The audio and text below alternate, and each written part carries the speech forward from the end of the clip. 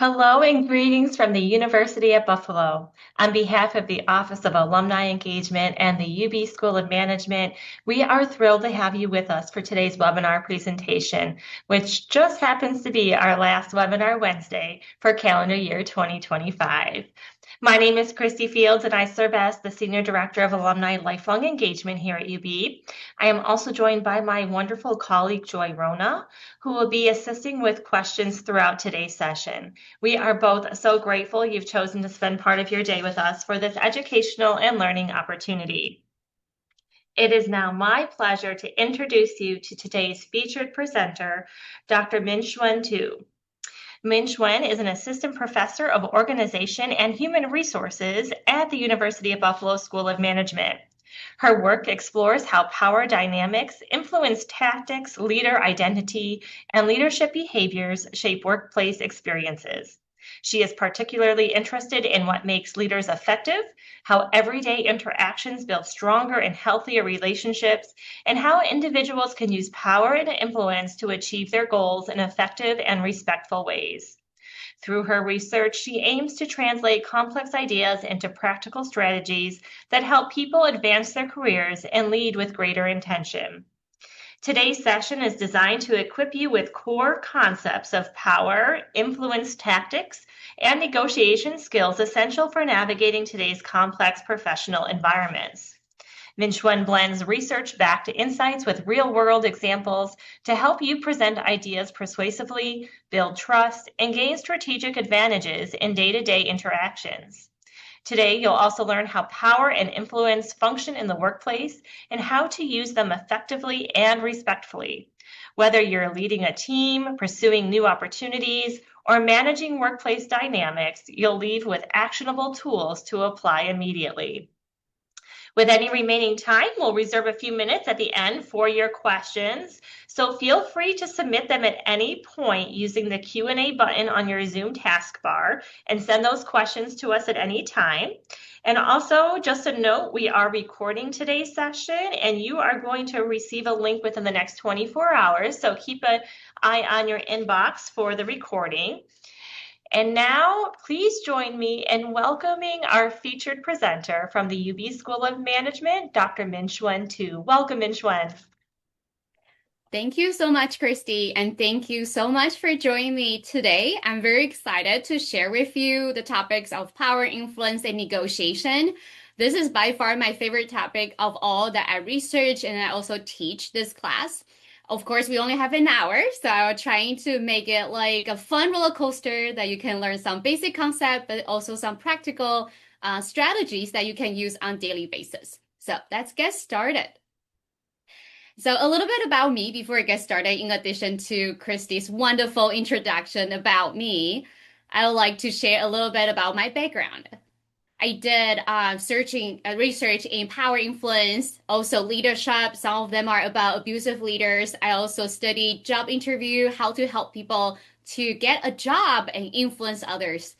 And then the other thing I also want to share with you, I was initially from Florida when I did my master and PhD before I moved to Buffalo, which by far one of my favorite places in the world, of course, not during the winter time. The other thing I want to share with you is I use a lot of strategy that I'm going to share with you today. One of the things I feel really proud of was I saved $7,000 for when I purchased my very first card back 10 years ago. However, I'm also not really successful sometimes in persuading others, such as my 2-year-old toddler when he's trying to get 2 more minutes before getting to school or getting dressed. So some of the tactics I'm using sometimes work, sometimes do not work, and that leading to a little bit of the things I want to share with you before we get started. About today's session that I'm going to share with you are the decades of research and scientific evidence about how things work and what strategy works better than the other. But to be honest, I don't think that provide all the answers to all the situation that we're facing. But hopefully, I hope this will give you a little inspiration, give you a little idea when you're thinking about persuading other people in, and you have those strategy in mind. Hopefully, this session will be something stick to you. And then as we starting 2026, we have a more successful year ahead. So here we're going to share with you some basic idea about power influence. And I also like to share with you about when we're trying to persuade other people, we can think about this as, are we going to change their mind? Are we going to change how they think about us or how they think about the information we're sharing with them? Or are we going to change their feelings? Changing how they think about, like, feel about us, and do they have a positive attitude? Do they have like a negative feeling to us? We can think about this in terms of when we think about persuading others. And let's get started. A little definition, as it may be confusing when we hear power, influence, negotiation. You probably know they're related to each other, but what's the differences, and how can that differences really help us understanding those phenomena? Power, by definition, is our ability to influence the behavior of others, and then do and follow what we want them to get. So who can get power at work? Pretty intuitively, you're probably thinking about your bosses, your managers, the CEOs, of course. But I also want to share with you, even lower level people in organizational structure, of course, could be very powerful in certain way. And I think that's more important for us. There are some sources about power that related to the title. So the first one is called legitimate power. It's pretty straightforward. Basically, we're describing people who have those titles, such as CEO, President of United States, President of UB. They have those legitimate power that also give them some of the power we call reward and cohesive power, giving people bonuses, giving people the opportunity to get promoted, to get into a new project, or even punish someone. So those are the power associated with those formal title that you have to earn those title to get those power. And of course, as you expected, these forms of power could be effective to get people to comply, but in the long term, it probably would decrease the commitment because people say yes, mostly because they have to, not because they want to. And that's also the reason why when we talk about power, a lot of people, even though they want power, but they also think power in a more negative way. There's other sources of the power that actually are a little bit more positive. Let me show you. Here are the three other powers that we can gain, which we call personal powers. This can be expert power, for example, being a doctor, having a PhD degree, having a certificate. Those kind of the expertise give you the power that people are more likely to listen to you. Information power, meaning that you have some critical information or knowledge that other people do not have. For example, now we know AI changing everything about our daily life.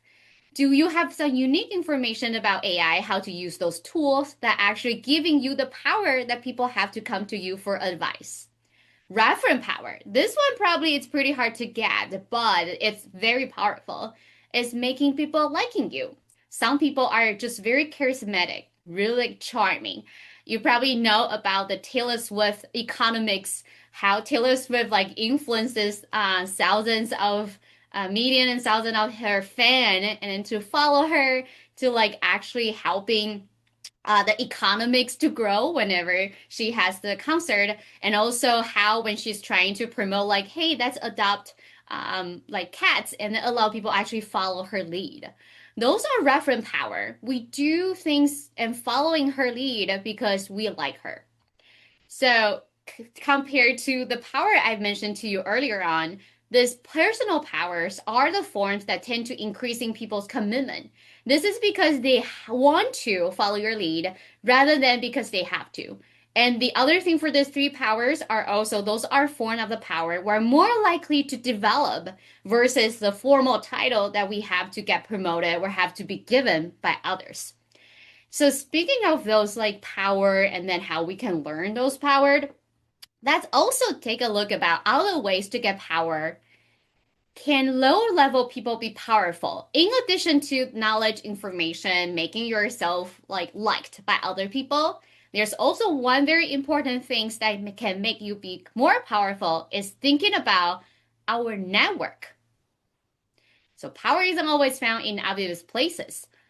Classic example would be, for example, an administrative assistant who control access to the CEO or contribute or access the important people. They also have a lot of power, and they can be very powerful. Just like if we see people's relationship in this kind of the dots, as you can see from this figure, there's someone we can call gatekeeper. Those people hold a lot of power because about the connection they have to important people, important informations. So how can we leverage something, this networking leverage to help us to get more power at workplace? So you may have more power if, for example, you have more connection at workplace or even outside of your workplace. This is very intuitive. What does that mean is when you have more connection, it makes you to have more information. You can call out more people when you really need help. When you're trying to get people who have expertise on using AI, you have more people on your list to contact. It also means you don't have to rely on one single person to get the resources that you need. The other thing is that's very important is thinking about how you can be the knot between people, just like the gatekeeper idea that I shared with you. So, for example, how can you be the person that you can introduce person A to person B? How can you be the focal person between, for example, the marketing department and the HR department? That gives you a lot of power because they have to get connected through you, and that make you powerful. The other thing I also want to share is when we think about this network, and then when I mentioned about making connections, one of the common misconception that people have about making conception is we need to build deep relationship and only those strong tie really helping us. However, research actually suggested a little bit of the opposite. Actually, a moderate level or a weaker tie it's actually better. When we say weaker tie, it means that the relationship doesn't have to be deep or strong, such as a friendship that you want to like celebrate Christmas with this person or like New Year Eve with this person. It just need to be a little bit beyond or above acquaintances. Here are some data that I would like to share with you. Study have shown 75%, 95% of the job were never formally advertised. And instead, they filled through social networks. This is probably like you will be like, oh yeah, this makes sense. But that also leading to the other things related to this networking. The relationship between finding a job and having your network is actually something we call inverting U-shape. Is moderate level, moderate weak ties actually help you to get the job. This is very interesting. And here's an explanation about it. Thinking about people who have deeper relationship with you. They probably are your friends. They probably are your family who you interacting on daily basis, which means that the information you get, the network or connection you guys have probably have a lot of overlap, right? So when you're trying to find a job, the person you know also are what your friends, your father, your parents who know. So it didn't give you advantages. For those people, you have moderate level of like weak tie or some kind of association. They know a little bit about you, not too much, but they have different network because your network did not overlap. And those people are actually perfect for you when you're trying to get a job or get different connection to very diverse groups and also to provide you pretty new information that you know necessarily already have. So taking together, this is one of the quick takeaway. Build your social network every day. Speak to one new person a week, for example, as one of the tips suggested by some experts. And of course, this may feel like pretty tough and you probably don't know how to start. Here are some of the suggestions that you can consider. For example, do you know a friend who's really good at building connections? Can you mirror what that person have been doing? Can you mirror what that person say? Can you mirror what that person trying to make connection? Mimic is always the best way. Also, making the conversation meaningful, not just talking about the weather, trying to bring in some of the meaningful conversation about, for example, your work, your belief, your value to make the conversation more memorable when you're interacting with them. FaceTime really counts. Studies have shown in-person communication is a lot better than your virtual communication. They will remember you more. Find a mutual connection between you. We will talk a little bit about this later on, but do you have someone you commonly know? Do you have some similar background that you guys share that can actually help to make that connection stronger? Do what you say you will. This is particularly reflecting on a lot of people say we should have coffee sometimes, but they never reach out. When you say we should have coffee sometime, we should have lunch sometime, we should catch up sometimes, make sure you actually follow up, and that will make your connection with this person continue to grow. And then be diverse, reaching out to different kind of the people, be genuine, of course, thinking about a long-term relationship rather than a short-term, stay in touch and give back, trying to think about how you can make this relationship sustainable. So the first thing that I want to suggest, a lot of people do not feel comfortable when they're thinking about power. It's very interesting. When you ask people, the data will show you people want power. But when they also thinking about power, they also have really negative view. We heard about that famous saying, right? Power corrupts. We feel like if we get power and we use power to influence people, it feels like we're manipulating them. But I think that's a misconception. We just need to use power in a good way. So when people view power as evil, corrupt, and avoiding to use that, it actually preventing us from getting what we want or even got promoted, for example.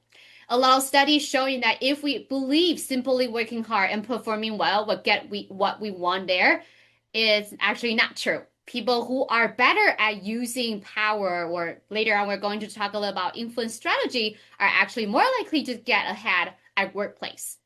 So today, when I share with you those rules of power, I'm not trying to persuade you to change your personality, but maybe just challenging your comfort zone a little bit and thinking about learning those as your skill set and thinking about when you can use it as the situation demands. You may want to use it when you're interacting with people who are important to you, may be different than how you decided to interacting with someone who you may never interact again. So we talk about power, that we describing it as the ability, like describing about this person's ability to influencing others overall. We're going to shift focus to influence now. Influence is reflecting the use of actual behaviors and strategy. So almost everybody, regarding about whether you have that special knowledge, whether you have those special information that other people do not have, as long as you engaging in those strategy or actual behavior, you're actually practicing those influence and trying to get what you want by changing people's attitude and behavior. So let's take a look at what are some of the influence strategies that are shown in research and also in practical evidence. I tried to divide those influence tactics by the very effective one to the least effective one, and we will discuss a little bit of that later. But let me introducing you the top 3 influence tactics that are shown and backed up by research evidence that are more effective are these 3. The first one is rational persuasion. We probably use it a lot and every day. When we're trying to get people on board, we use logic, facts, numbers, and providing evidence. Consultation is allowing people to participate in deciding how to carry out the request. And then that make other people feel like you're not forcing them to do something. We actually make the decision together. The third one is called inspirational appeals. You're trying to using some emotional kind of the appeals to get those people on board by changing how they think about these values or creating those emotional attachment. So for example, you may giving people a vision. You may tell a story. You may telling them like, I want to achieve this because of the better tomorrow. Those kind of the tactics. Very interestingly, we use rational persuasion a lot. Probably 70% of the time we use rational persuasion. We use a little bit of inspirational appeals. However, evidence have shown that Inspirational appeals actually is a very effective tactics that increasing commitment for 98%, but it's not used often. We'll probably use it for 2%. So, for example, in your next elevated pitches, in your next time when you're trying to persuade other, in addition to use logic, facts, and evidence, trying to see how you can also attach to people's value, their emotional feelings by sharing, for example, your vision, sharing a story of you, trying to make connection with them, which we'll talk a little bit more about how to make that emotional connection with others. Here comes some of the influence tactics that are moderately effective. Moderately effective meaning that these tactics sometimes work pretty well, sometimes do not. And you will see why as I introduce all three of them. The first one is ingratiation. Everybody like to be complimented. But it may be good or it may be bad sometimes, depending on the situation. For example, if my husband say, you look so nice today, I like your dress, and then, oh, the makeup today looks pretty good, I may be like, do you want something from me? Ingratiation sometimes works well, sometimes do not. And we will share a few tips about how to make it work better. The second one is personal appeals. You're asking something based on personal friendship. So you may asking your friends to introduce you to their bosses. You may asking your colleague to helping you to get connecting to another person in another department. You're using those personal appeals. Sometimes it depending on a lot of factor whether this will works or not. For example, that person's you think they're your friend, they may not think you're a friend. And also depending a lot of environmental constraint that they may not be able to say yes. Exchange. We'll also use this a lot. We're like, if you do this to me, I will do this for you. I use it a lot with my toddler. If you eat more of chicken, then you can have a little ice cream after the meal. So a lot of the exchange because that make people feel like it is like a fair like a interaction. However, sometimes it may not work just depending on what is exactly the reward that they're thinking. Here comes about ingratiation. When I mentioned about ingratiation, a lot of time it didn't work.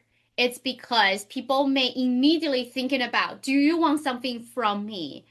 So when you're trying to ingratiate, making sure you provide evidence to support your ingratiation. For example, when I was trying to ask a guest speaker to accepting our talk, they do not get any money from us. It's kind of a voluntary talk and taking a lot of their time. In addition to just trying to show like we really like your work, your research, we really like your like personal style when you're chatting. I also trying to provide some evidence about this ingratiation. In addition to say, I really like your work and your research, for example, I also specifically talking about that person's paper. And this is the paper I really like, how I use this research in my other research. I also adding, I attending your workshop on certain day in conferences, and that really made me so impressed about your presentation. When you're trying to ingratiate, making sure you provide evidence so people feel like this is true and this is sincere. The other thing related to ingratiation is a tactic that we call outer casting.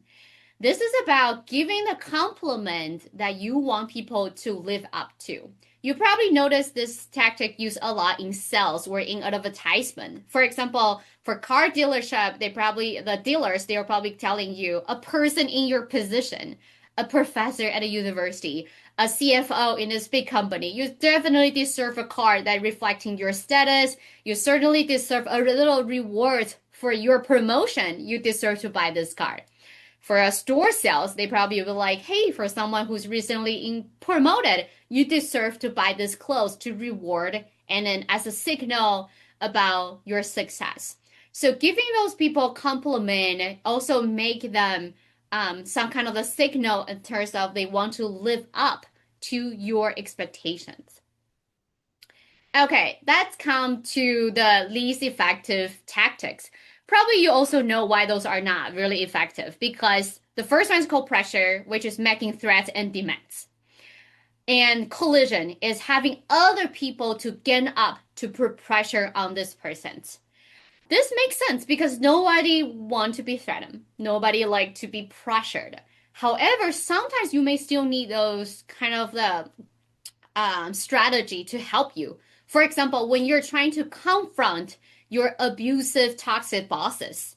And of course, that is basing on the assumption that you're not afraid about retaliate, revenges, and losing your job, but you really want to put some pressure to the HR to deal with this or put some pressure to your bosses to change their behavior. You may want to gang up with some other colleagues that they can supporting you, and so you're not alone. When you do not mind to burn the bridges with someone, these two tactics may be chosen. Otherwise, usually the reason why they are less effective is because when you engaging in those behavior, relationship definitely hurt, and that really hurt the long-term relationship with someone for future communication and collaborations. More tips about persuading others. A lot of things that you can also use is trying to persuade others by sharing. This is a rare opportunity that you should catch on. I guess you probably have those experiences during Black Fridays. We know things are more difficult to get, and then those are things that we wanted more. For example, a lot of like advertisement will tell you this is a luxury goods. This is like a holiday themed merchandise you cannot get elsewhere. This is limited to everybody can only buy 3 of this limited product. Those kind of like scarcity make people having the pressure and more motivated to get on board. The other tactic that we can use that back to how to make people like you and making that kind of the connections. It shows similarity. So people tend to like and prefer to interact with people who are similar to them. So, and then they're more likely to say yes to someone they consider one of them. So, for example, if I'm interacting with other and mention about my background, study at University of Florida, and I also meet an alligators, it's really easy for us to bring up those conversation quickly. And then, of course, mentioning being a Buffalo Bills fan also helped me elsewhere when I'm trying to connect with another fans. So thinking about what are some similarity you share with this person. Maybe you go to the same college. Maybe you like the same sports team. Maybe you both have kids. That can help you to share those similarity to open your small talk communications and that people to have more impressions and more likely they will be on board to helping you. The other tactic is called rejection then retreat technique. When we're trying to asking people to do something, of course, most people will feel a little defended at the beginning because they have to giving something. They have to give you some resources or giving up their time. So this tactics are describing that when we're asking request, if the situation permit, you probably want to make a large request first that people may likely to say no, and then followed by a small request. So for example, when I'm asking people to giving a talk as a guest speaker, and if they feel like this is a big request because they have to fly into Buffalo during the winter for 2 days, then we can move on to a smaller request. How about we can do a virtual talk instead? So having a larger request, and most likely if people say no, retreat to the smaller request. Research have shown is more likely to get people on board. You can also think about this as, of course, you don't want your first demand to be extremely hard. But you can also think about this tactic as suggesting you, when people say no to you, don't give up at that time. Thinking about what will be the other question you can ask them. For example, if you ask somebody to be your guest speaker and they say no, can you quickly follow up and ask them for a smaller request such as, can you recommend somebody else? Can you commit into the future time? So thinking about this as an opportunity, even when people say no, what can you do next? So quickly wrapping up for what I was talking about so far for my second suggestion of today. I talk a lot about those different tactics. You probably will not just using one. And the research have shown they're more effective in combination. So when you're trying to persuade other people, try to think about how you can combine those multiple tactics and then to reach the most effective level that you can reach. The other thing is this tactic should be applied ethically. Of course, we don't want them to feel like we're manipulating them. We're trying to trick them or trapping them. We're only using those things, which I want to describing it as the icing on the cupcake. You already have really good things, or like you really have a good intention, you have a really good project, you have a really good plan, but those influence tactics should be the icing on the cupcake to make you to reach that 2% of the chances that you're more likely to get successful. That's my second suggestion for you. The last thing I want to share with you is negotiations. When we talk about power and influence, a lot of time we also talk about negotiation because they are kind of related. But negotiation is a very unique situation because it's not just like a one directional, like you're trying to persuade other, trying to influence other, trying to introduce a new idea to this one person. Negotiation is unique because this is kind of like a bi-directional. There's two and more parties involved. The also very important thing for negotiation is there's a very important assumption here is all the negotiation is trying to reach an agreement. For example, when two companies are trying to do merge and acquisition, they're trying to reach an agreement. When you're trying to negotiate for a job offer, they want to hire you, but you also want to get the job. Negotiation is building on the assumption that both parties want to reach that agreement. But of course, whether or not we can reach that agreement based on a lot of factors, but the very early intention is the agreement, which is very important. There's two general approach when we think about negotiation. One is thinking about negotiation as a win and lose. This is a competition. It's something we're also describing it as a fixed pie. We're probably negotiate a single issue, and then more likely we're not going to interacting with this person again.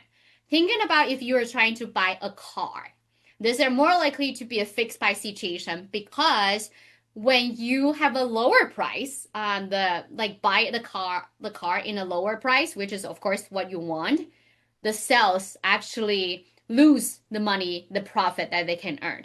So it seems to be kind of like a win and lose situation. What I do want to share with you is the other type of negotiation and also how can we change this win and lose situation into what we call integrative bargaining, a win-win situation that both parties get something that they want. So this is more common when we have multiple issues that we can negotiate because we can trade, we can negotiate. There's also more room for us to consider other people's value, trying to do trade-off, so everybody get a little bit more on what they want. Of course, not surprisingly, which you probably know, integrative bargaining is more effective and more successful in many situations compared to the win and lose. So how can we extend the pie and switching this win and lose situation into the win-win situation? A lot of time when we think about negotiation, we thought it's a fixed pie. How can we change it? How can we change the nature of it?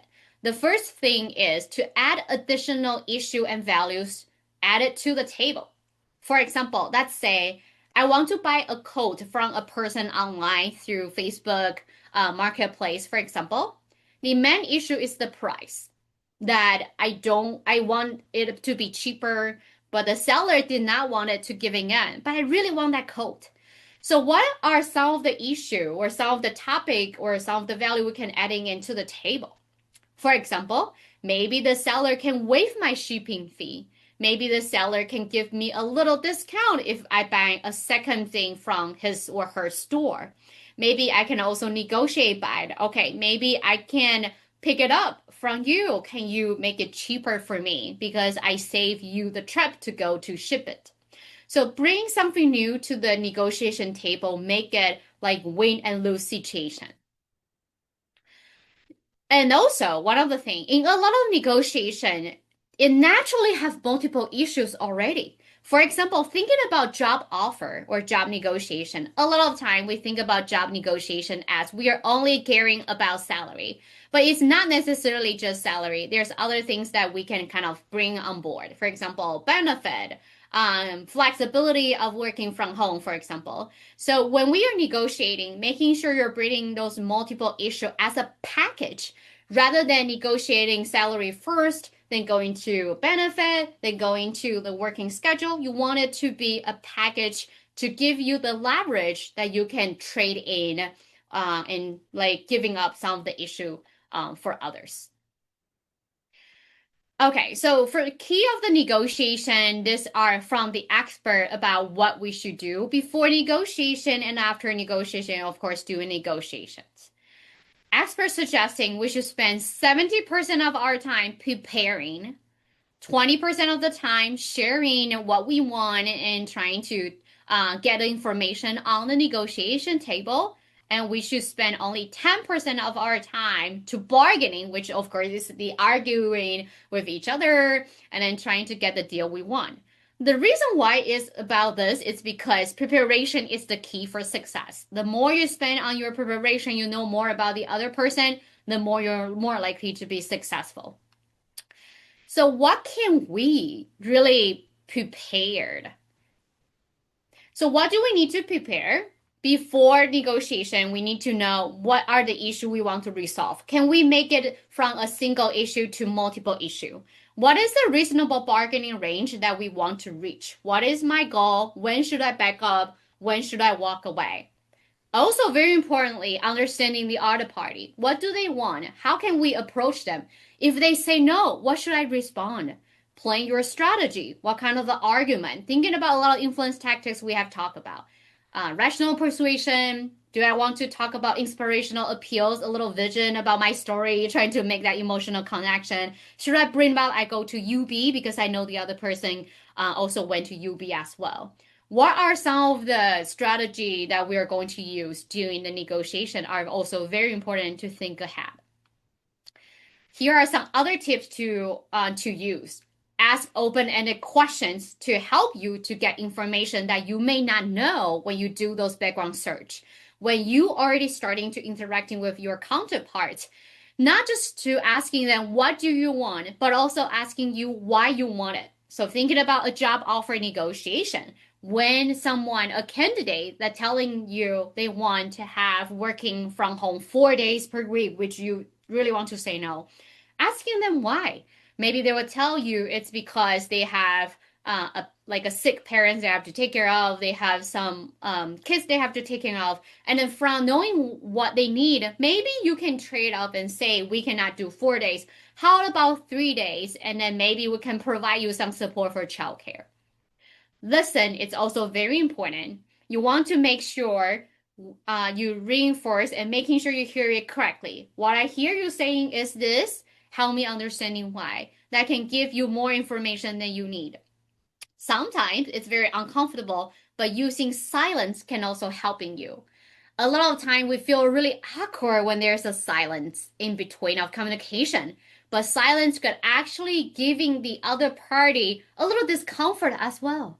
So that discomfort may actually forcing them to actually react quickly so you can actually get what you want and work to your advantages. So taken together for this very unique situation about negotiation, my third suggestion will be you never want to negotiate an outcome that's worse than your backup plan. That's why it's very important earlier on to think about when you're going to walk away. When you have multiple job offer, when will you giving up this first one to your second one?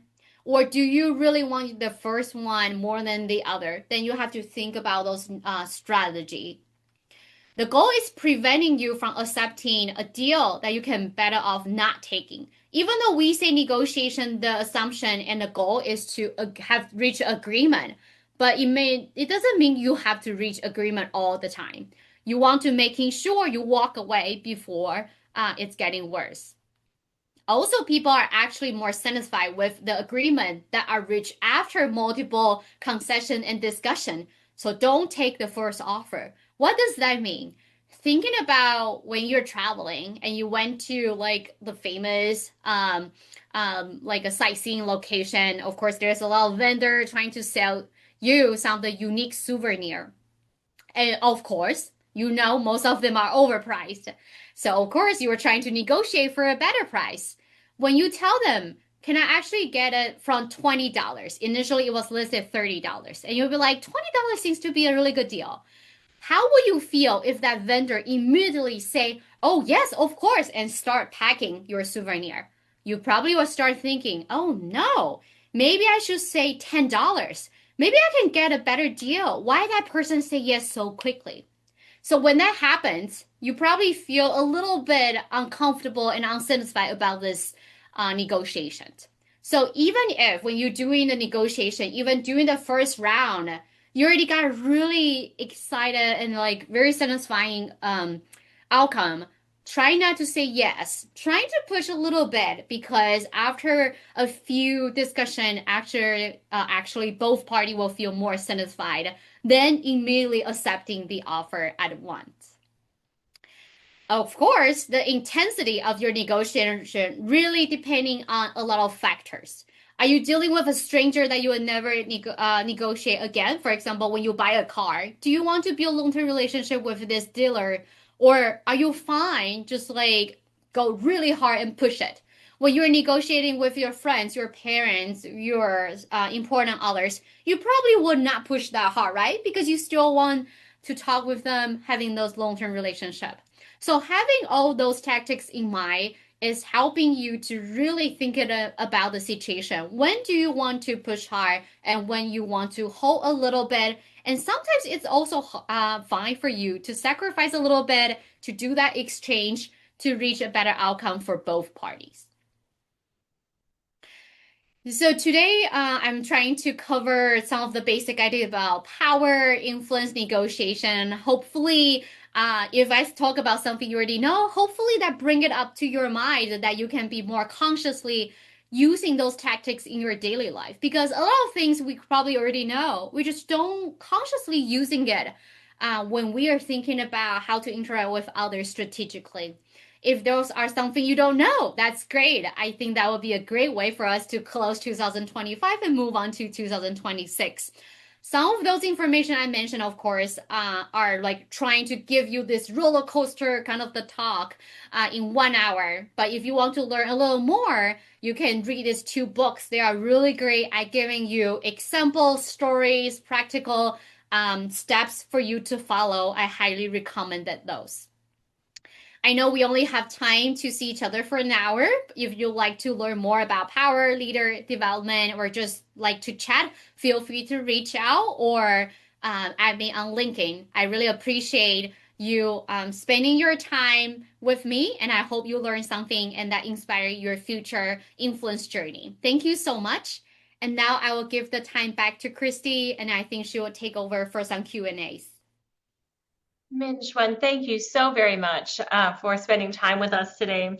Thank you for sharing your expertise. We are extremely grateful for that. We have quite a few questions, so we'll get to as many as we can here in the next few minutes. If anyone has questions, feel free to put them in the Q&A as well. But to get us started, Min-Hsuan, this is a question with someone who has a more dominant leader or manager. So when they're in a meeting with a dominant leader manager and they have something important to say at a specific time before their manager moves to the next topic, what should I say to create the pause needed so that he lets me speak, including backup wording when my first attempt might not get seen? That's a really good questions. And I think there's a lot of elements in terms of in that situation. When we talk about influence, that's one of the really important key component. It's also for how to manage up. And that thing that's pretty hard because usually that person has more power than us.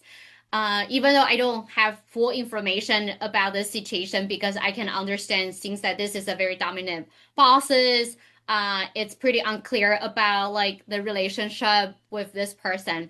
I would suggest that sometimes it may be hard to bring up some of the issue within the meeting because that person probably have their own agenda. And then usually a lot of dominant bosses just don't listen. Maybe trying to see if you can, before the meeting, send a quick note to that person to say, hey, I want to talk about this. Is there some time we can do it in the meeting to quickly discuss this? And I also understand this may not be the case all the time. But in other cases, how about also talking to other people before the meetings and then to see if you can get other people on board on those ideas or those issues so you guys can bring up together. It's always better to bring up as a group rather than individually because that can be pretty stressful. So that would be my quick two suggestion, and hopefully that help you with your next meeting with this leader. Excellent. Thank you, Min-Hsuan. Taking a look at this, while we're talking about leaders and bosses and managers in general, how might you influence them going into a new year? We're looking going into 2026. What would be maybe your top three pieces of advice to influence your boss or manager going into the new year? That's a really big and broad, but also a very good question. So I think it's really hard to manage boss because of several reasons, and I assume people who asking this having a lot of challenges interacting with their bosses will like figure out it's actually very difficult things to do. There's one study I do want to share with you guys. Hopefully that can inspire a little bit of the conversation here. As I mentioned earlier on, I study abusive supervision. So dealing with those abusive, difficult boss is a really hard journey. And of course, while we encouraging people to remove those bosses, but sometimes it's really hard because people have to stay in their job. It's really hard to remove those people. Sometimes they're like star employees, so it's really hard. So how can we change that dynamic? There's one study trying to like explore in this. What they found is for employees who's trying to build their knowledge power, which is like trying to learn something that are uniquely about them. So their leader actually have to go to them for help, actually more likely to change this power dynamic. So of course, the leader, the bosses, they have their title. So unfortunately, a lot of time that give them a lot of power and the dominant that they're trying to influence other people. But how can we change that dynamic is by helping ourselves having those special knowledge, special information that they actually have to come to you for help. So strengthen your own expertise could be one option. The second thing is also trying to build your network with people who also have powers. So that study also found that if we can build our relationship with other people who are also very powerful. For example, someone your leader have really good relationship with, someone your leaders actually trying to make connection with. So that kind of the connection will also naturally bring your power a little bit upper into the case that it's like changing that power dynamic to give you more power as well.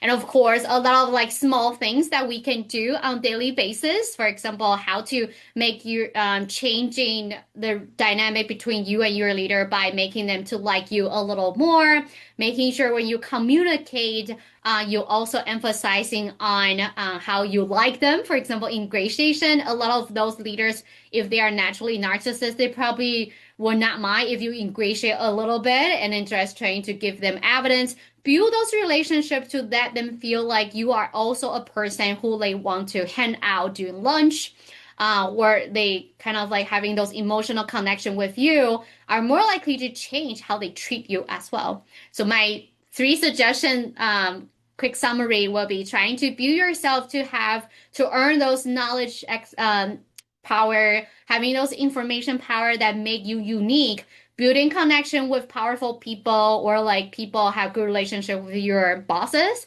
And also the last one probably will be thinking about how can you use some of the tips or tricks to build the connection with relationship closer with your supervisor.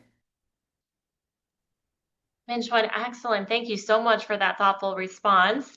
The next question that we have here, how effective is commitment in power and influence?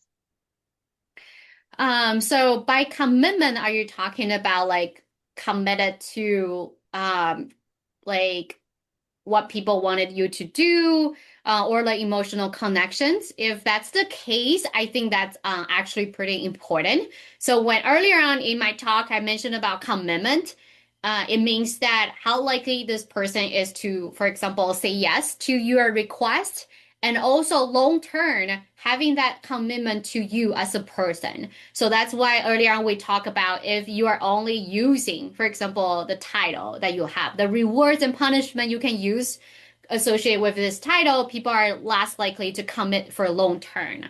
But if we're thinking about using some other way, building relationship, building network, you having those knowledge expertise are more likely to get people committed in the long term because they wanted to.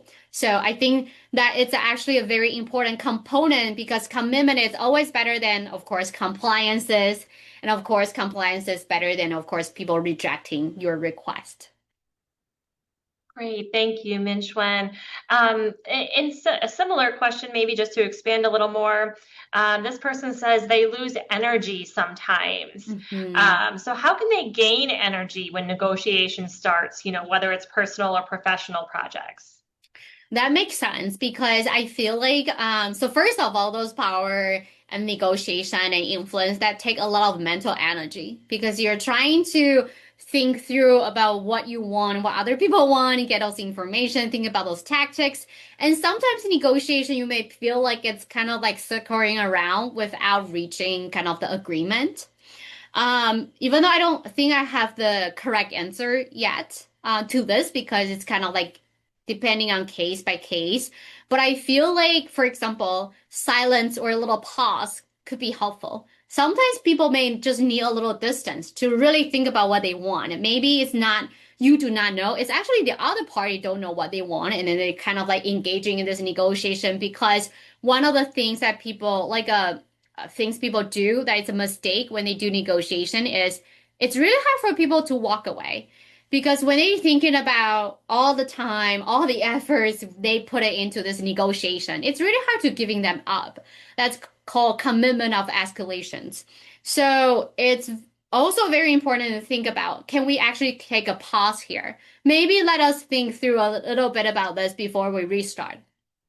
And maybe that will be the time when people thinking more hard about how to make this work and collaborate together once everybody have a little more energy and think through it. Or on the other hand, people may actually think about this is not something we actually want. So thinking about how to walk away, it's also very important. How to walk away and when to walk away, it's important too. I think the losing energy is actually a good signal telling you there's something wrong about this negotiation that you may not want to continue. Or maybe just a middle ground is to take a pause in the middle. Excellent, Minchuan. Thank you so much. And we'll do one more question here as we approach the top of the hour.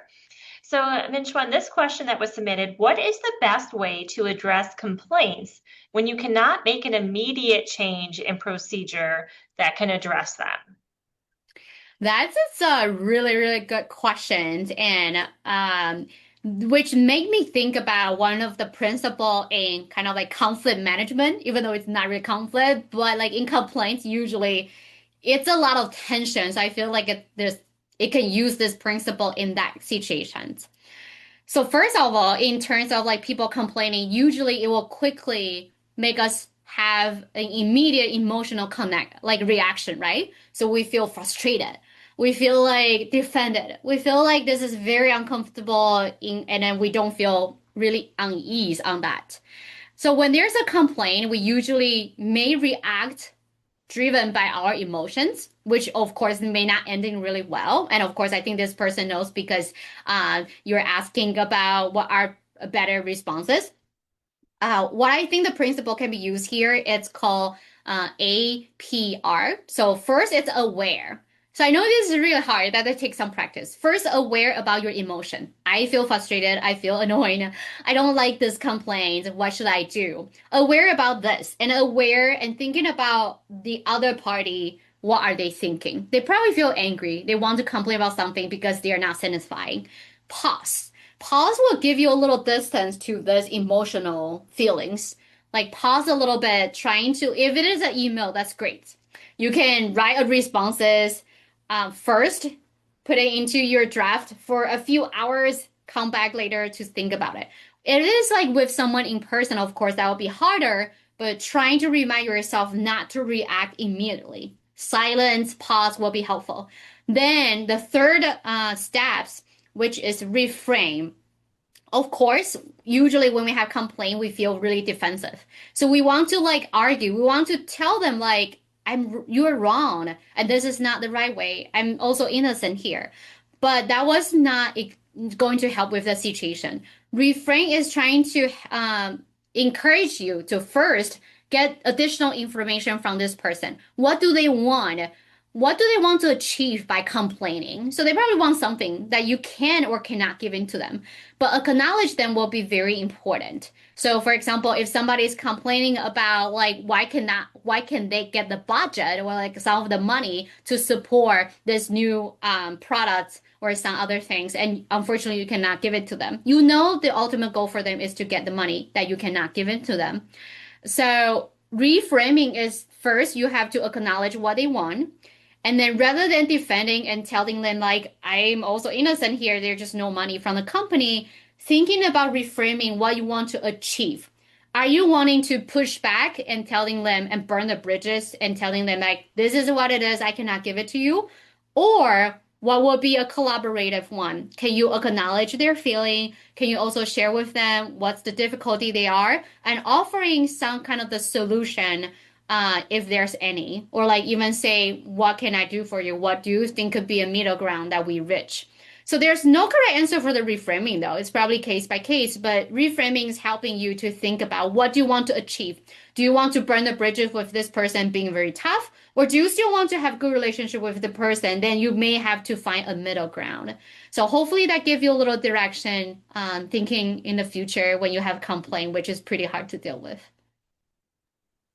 Excellent, Min-Hsuan. Thank you so very much. Again, really grateful for your time today. Thank you for sharing your email address on the slide. If anyone does have any follow-up questions or any just dialogue you'd like to have with Min-Hsuan, her information is on this final slide. As a reminder, you all will receive the recording tomorrow, so keep an eye on your inbox.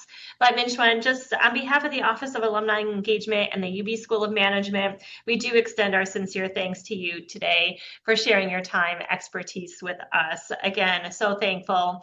At this time, I do want to turn it back over to Min-Hsuan for any final thoughts, any closing remarks. Yeah, thank you, Christy and Joy, and thanks everybody for joining me today. I'm really honored to be the last one for 2025, and hopefully it's the one that you found some inspiration and have some New Year resolution in addition to power, influence, and negotiation. I really appreciate you joining here. I wish everybody a happy holiday season and inspiring New Year ahead. Thank you. Outstanding. Thank you so much. Take care, all. Stay well. Enjoy the rest of your day. Enjoy this holiday season. And thank you for supporting our Webinar Wednesday series in 2025. And we look forward to seeing you in 2026 as we kick off the new year. Thank you all. Take care. Go Bulls. Yeah. Thanks, everybody.